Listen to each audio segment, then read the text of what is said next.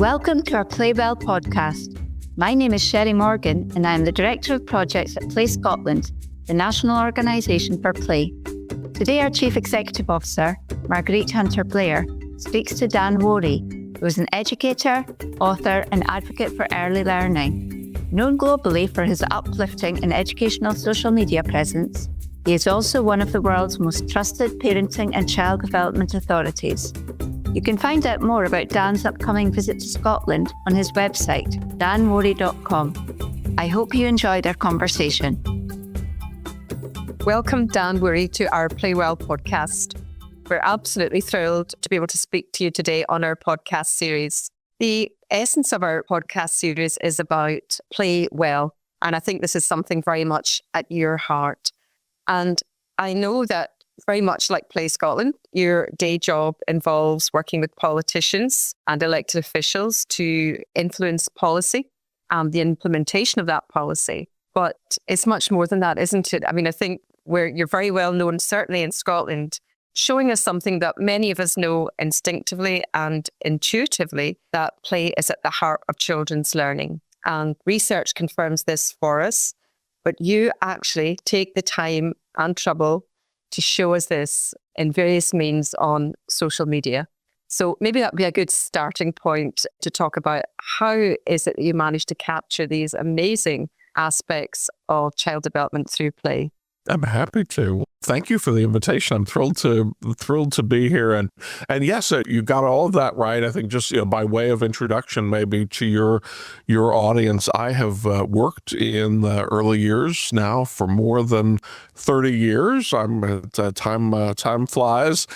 Began as a kindergarten teacher and was a school district administrator. Helped to lead the state of South Carolina's early childhood education agency here in the United States for, almost 15 years. And then more recently, founded the early years work at a place called the Hunt Institute. The Hunt Institute is Jim Hunt, who was the 4-term governor of North Carolina. And the Institute was and is an education policy resource to our state elected leaders across the country. So I've had the good fortune to travel all across the U.S. and certainly now all across the world, advising policymakers on doing right by young children and their families and by the service providers that work with them. So that's sort of the work that maybe the public doesn't see in my day-to-day life. I think the side of my work that the public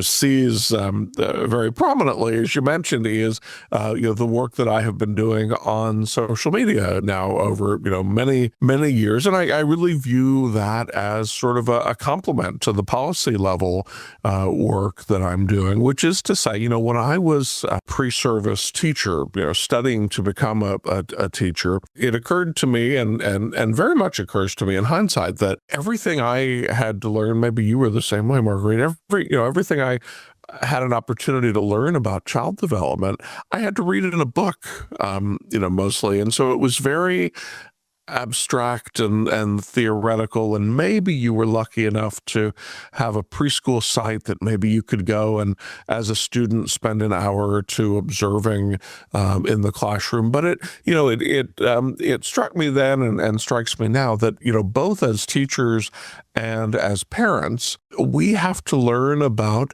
child development very much on the job, as it were, right? That we don't have all of those opportunities. And it was a couple of years ago that I definitely noticed, through Instagram and TikTok and all of the video sharing social media apps in particular, that all of a sudden there was this treasure trove of amazing examples of child development that sort of took what students are having to read about more theoretically in a book and really brought them to life. And so I started, sharing some of the more viral videos alongside, though, a little bit more of an explanation as to, what you're watching is cute, but let's talk a little bit about what's happening actually in this video. look at what this child is learning and demonstrating, through their play, for example. And so, that has proven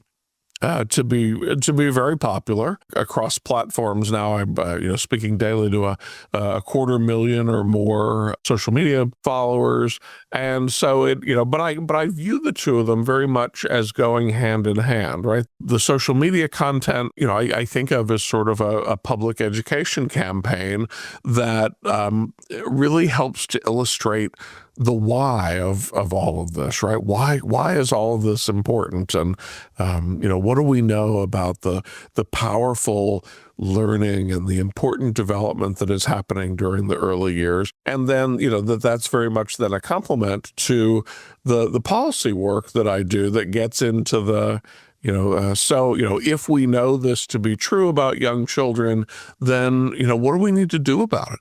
It's just fascinating to hear you talk about that, Dan, because you're right. The audience perhaps primarily was practitioners, but I think many parents look at a lot of the videos as well and realize how important it is, that interaction with parents, carers, grandparents, with babies and young children, to really, I know it's a cliche now, but the serve and return that we need to try and stimulate and keep that learning going.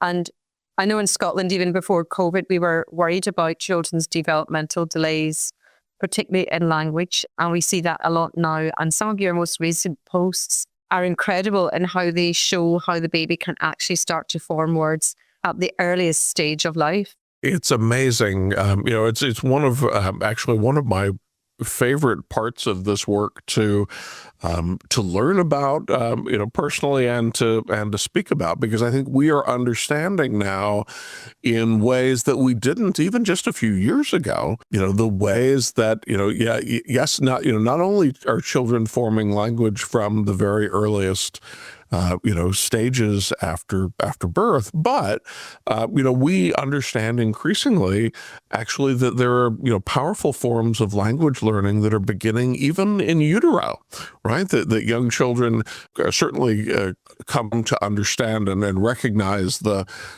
tone of their mother's voice, during that time. But it's more than just mom's individual voice. It is, that they are also, absorbing in utero the rhythms and the patterns, probably not the specific vocabulary at this point, but certainly the kind of unique musicality, if you will, of their mother's native language. And so we see in studies that are performed even just hours after birth, how young children respond to, their brains light up to their, not only their mother's voice, but to what it will become their native language, as compared then to recordings or hearing other languages. It really is it's really fascinating how much earlier some of this is happening than I think maybe we've even given it credit for in the early childhood field.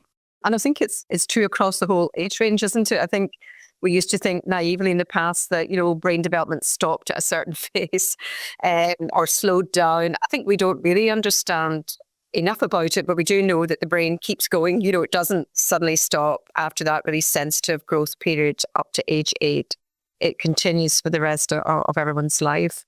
Not just that, but I would say, in my work, a lot of what I am hoping to share with policymakers really is about where it begins, right? That I, for decades here, I don't know if this is a common phrase in Scotland, but for decades here in the U.S., I have heard policymakers talk about, that we want children to come to kindergarten as 5-year-olds, come to kindergarten ready to learn, as though kindergarten is where learning begins, which we know, categorically that it is not. That as we already talked about, that not only are it's a bit of a misnomer to even say that children are learning from day one, that we know that it's beginning even before they enter the world. And that has incidentally very powerful implications for our policy. I've written this book called The Daycare Myth: What We Get Wrong About Early Care and Education and What We Should Do About It. And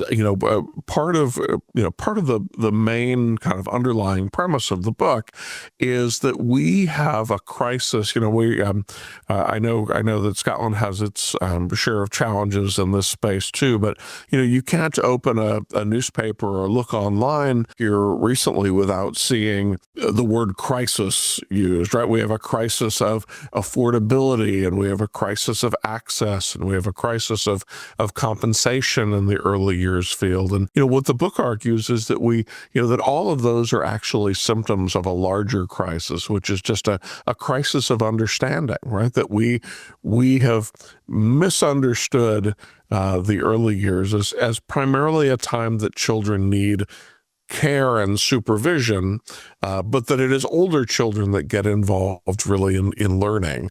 At least that is how our American structure has been set up. Our child care system, for example, has been set up very much to support the workforce participation of parents, more so than it has been to set up, promote the optimal development of young children. That we think of childcare in a lot of ways as just being this sort of safe, warm place that children can go while their parents go to work, and with the expectation that they will be reasonably intact when we come back and get them. And thinking about childcare in that way, at least here in the States, has resulted in a system where the respect that is owed to early years teachers, is not there, and certainly the professional compensation that we would hope for early years teachers to have. We,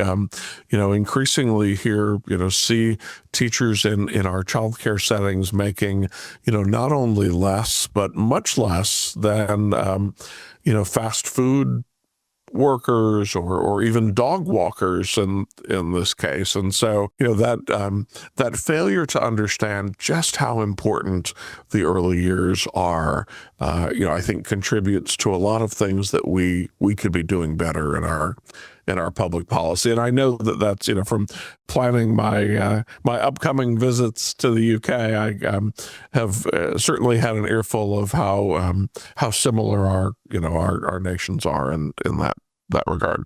I must say, we had a wonderful chief medical officer back in the early 2000s, Professor Sir Harry Burns, and he really understood, I think, the importance of place in children's development, place and placemaking and the environment around the child, and also understood this idea that early intervention, as it was called at the time, was really important, and improving young children's outcomes through play. And that led to a long journey in Scotland of much more outdoor play in the early years offer. In fact, we actually have outdoor kindergartens in Scotland that are exclusively outdoors, but most of them have a good outdoor play offer, because traditionally for us, being school ready was about being able to sit down, being able to tie your shoelaces and be sedentary. And we all know that curiosity is an active, dynamic process, and it's through curiosity that children learn. So we are in a process of culture change. But books like the one you've just written, The Daycare Myth, are fantastic, because we continually need the evidence, we continually need the analysis, and we continually need to improve.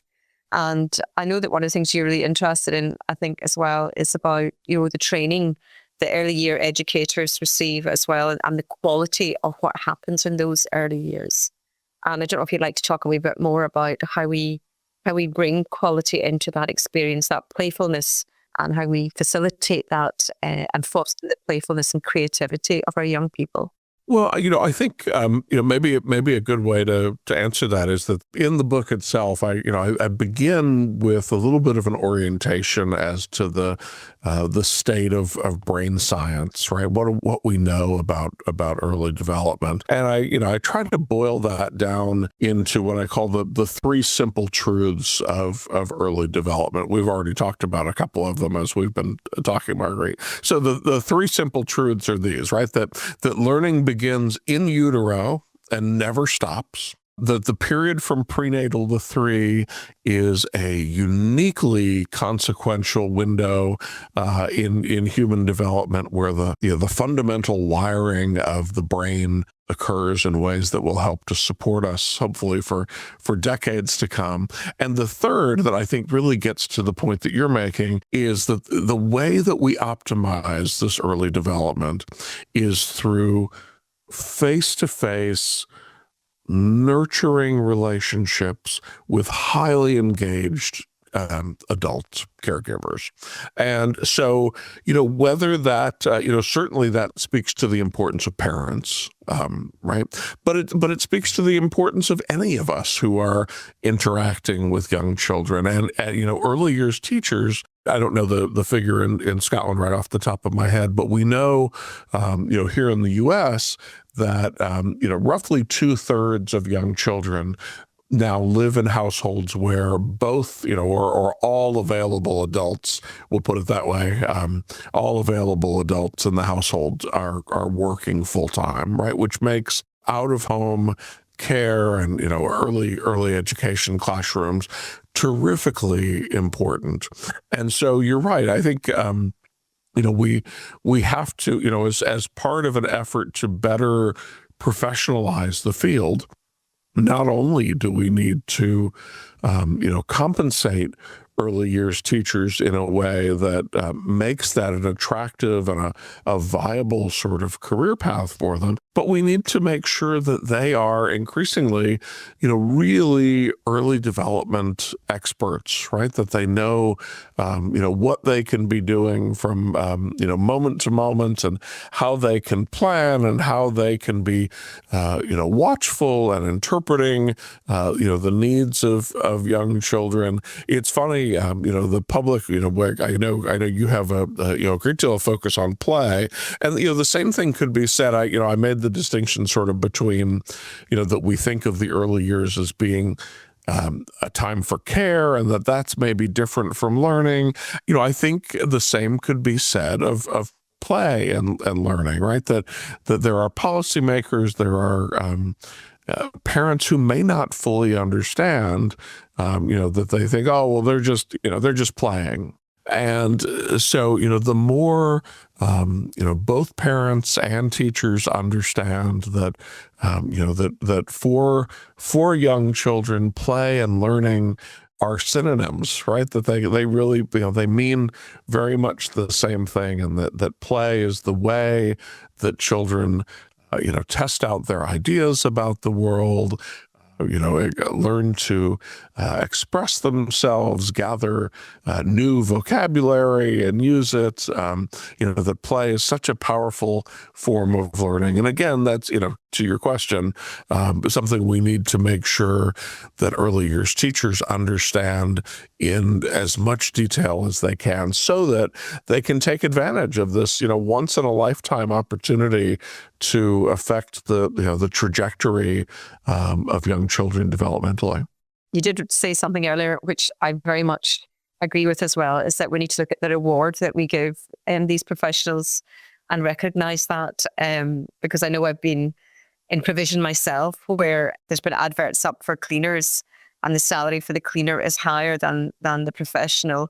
And no one thinks that cleaners are paid enough. So I'm not suggesting that the cleaners' rate or pay is too high, but that the professionals, the providers of early years and after schools are certainly underrated. And at the moment, as you say, we talk about crisis, but we do have a financial crisis, I feel, going on in the UK at the moment. And there is a pecking order of crew benefits. And I think that's why it's so helpful, the intervention that you have, the fact you've taken the time and trouble to write it down as well, the fact that you show it to us almost on a daily basis makes it very real. and helps to lay a very strong foundation, I think, for progress in the future around the world.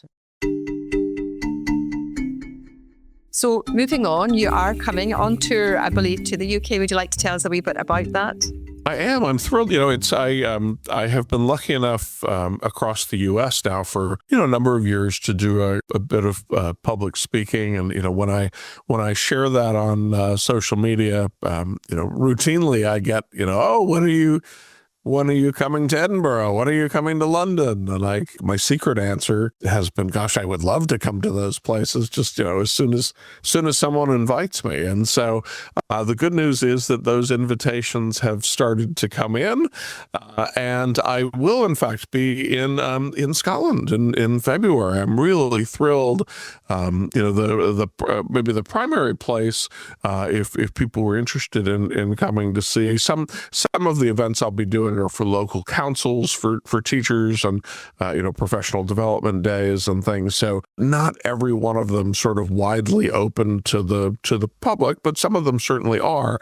And the University of Strathclyde in Glasgow is hosting on Saturday, February 22nd, a conference that they call the Culture of Childhood.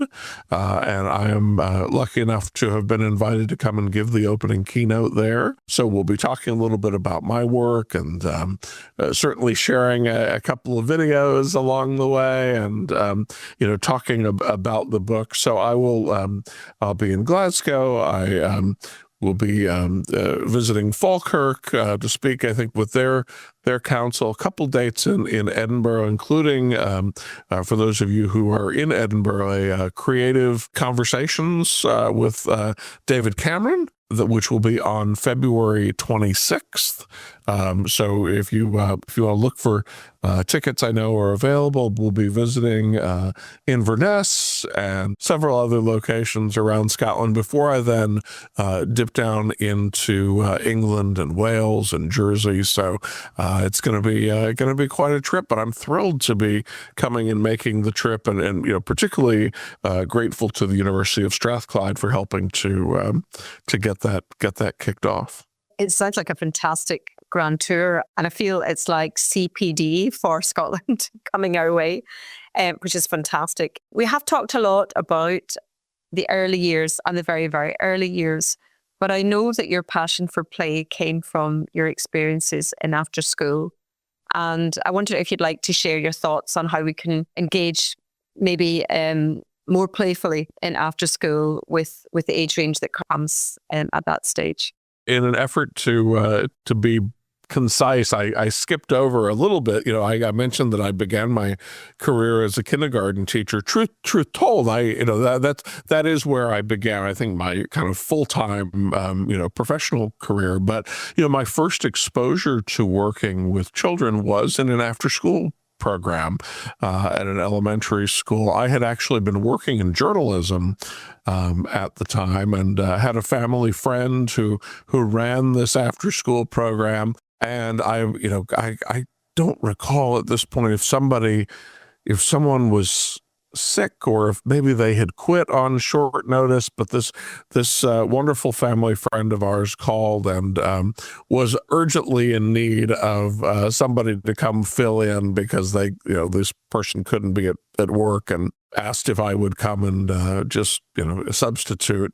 And so without much foreplanning, I found myself that very afternoon walking into an after school program and being assigned to work with a classroom of kindergarten and first grade students, so 5 and 6-year-olds. And, I always say it took me about 10 seconds before I realized I had made a terrible mistake in my career path, and that I was meant to work with and for kids. And so yes, that working in that after school program was my very first exposure in the world of education, and inspired me to go back and get a graduate degree and eventually become a classroom teacher and all the things that I have done since. But you're right that even with older children that play, I think truth told, I think you'd be hard pressed to find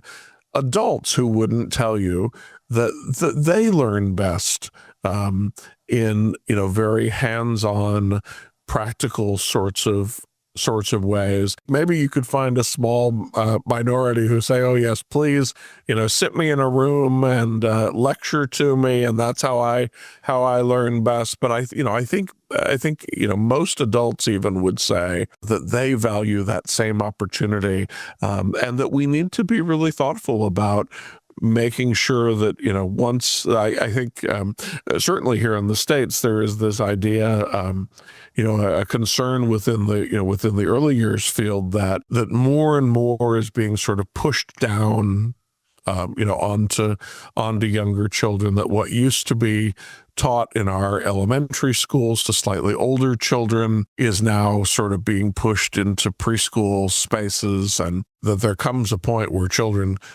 go to school and things become very serious, and we sit in desks and we all do the same thing at the same time, and that play sort of gradually expires from our education system. And I think we need to be very mindful of that, even with what we in the States call our middle school students, our high school students, our young teenagers and pre-teenagers, to keep that focus on play. Maybe there's an opportunity to to incorporate a little bit more, obviously, reading and kind of more formal book learning, if you will, is something that comes into play with older kids, but certainly shouldn't come at the expense of play and opportunities for really exploratory and playful forms of learning.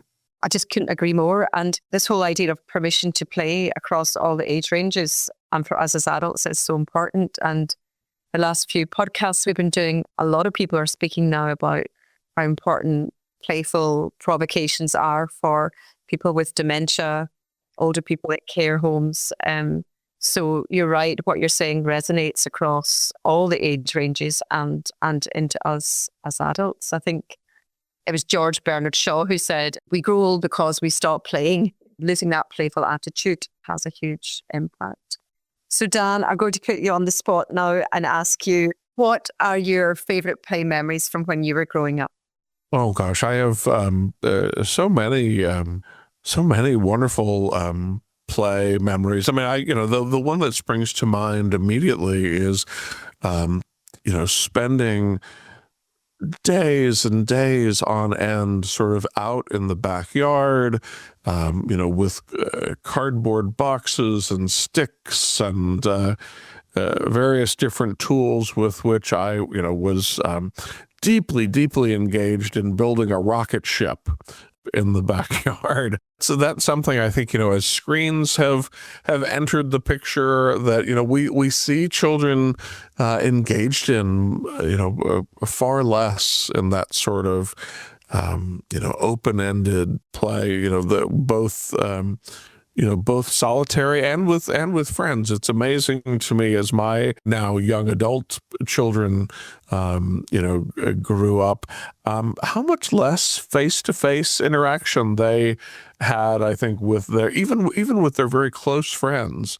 The children these days are communicating much more through social media and through screens than they are actually, getting together and hanging out after school or, playing together. The other thing that certainly springs to mind immediately is that I had two younger sisters. And so we moved around a lot as kids. My father in particular, was a developmental pediatrician himself. And so as different opportunities arose at universities, we moved a fair amount. And so how lucky was I that I had these two built-in playmates that no matter where we moved, no matter where we went, that my sisters were always there as playmates as well. That's great. And thanks for sharing that with us. You did touch on something that is very sensitive, I think, at the moment, and something that a lot of us feel we don't know enough about, but is about play and screen time. Have you covered this in your latest publication? Not so much in the book, but definitely have touched on it on social media. I think the bulk of the evidence suggests that that here, we're going back to those three simple truths, right? And the third one about this, sort of engaged face-to-face. I have written very extensively on social media about how infants, for example, that our faces, their parents' faces are much like Google to them, right? That they learn so much about the world from watching and having that up close interaction. They're not only sort of monitoring and looking at parental facial expressions to gauge their parents' mood and therefore to have some indication, basically, if mom is safe, then I am safe, right? Sort of that sort of thinking. But, it's also how we learn language, right? I think,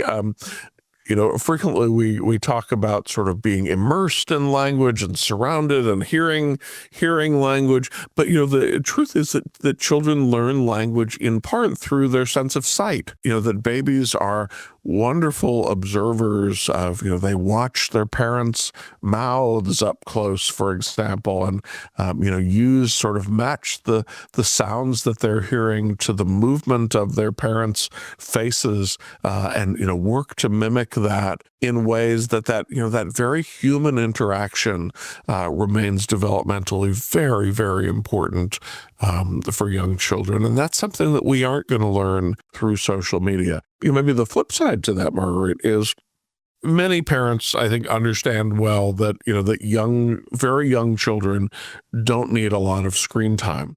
The part that maybe we as adults don't do as good a job thinking through is how our own screen time affects young children, right? That if you are the parent of a newborn and, spend the bulk of your day with your face, directed at an iPhone screen or at a television screen, those are moments that you're not having those serve and return interactions and the face-to-face, kind of back and forth with your newborn, and that they suffer developmentally. A fascinating study that I was writing about here just a couple of weeks ago, and I'm gonna forget the number, but the amount of screen time that was measured, even for adults of newborns, was in the hours. I want to say it was the 3+ hours a day, that they, when observed, actually were spending time engaging with a phone screen. And so, I think we have to be mindful of the impact, certainly of children's screen time, but of our own screen time in the ways that it may detract from our interactions with our young children. So true. And we see outside some primary schools lovely signs up saying things like, greet your child with a smile, not a mobile, as the wee ones are running out with their P1 pictures. And it's heartbreaking, but I think there is big issues there about the addiction that people have to the screen time and the way that we use screen time as a positive thing to reduce isolation and social interaction in adult life. But as you say, then the impact that has for young children.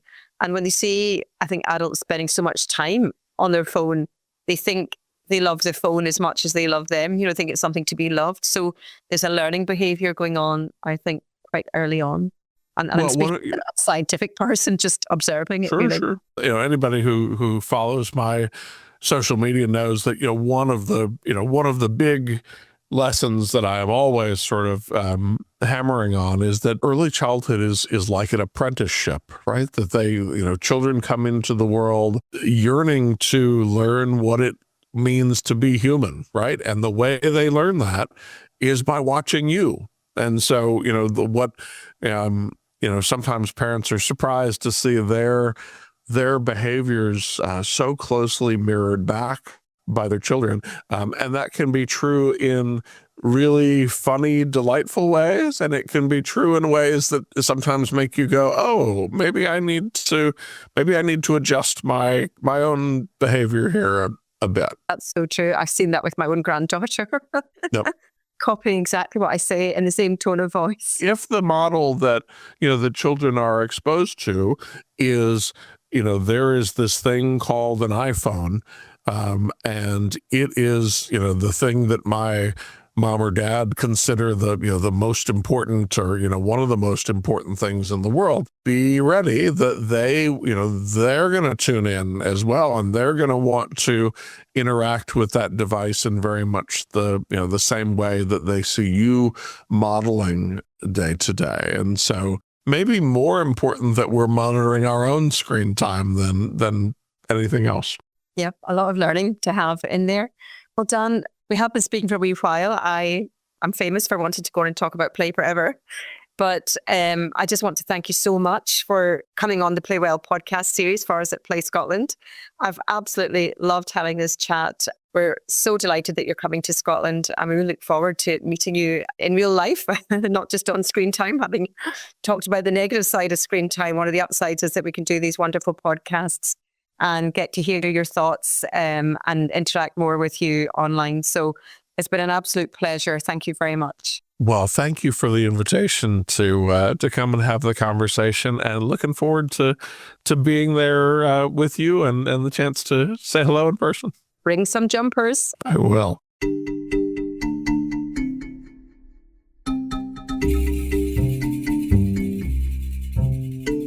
Thank you for joining us on this podcast.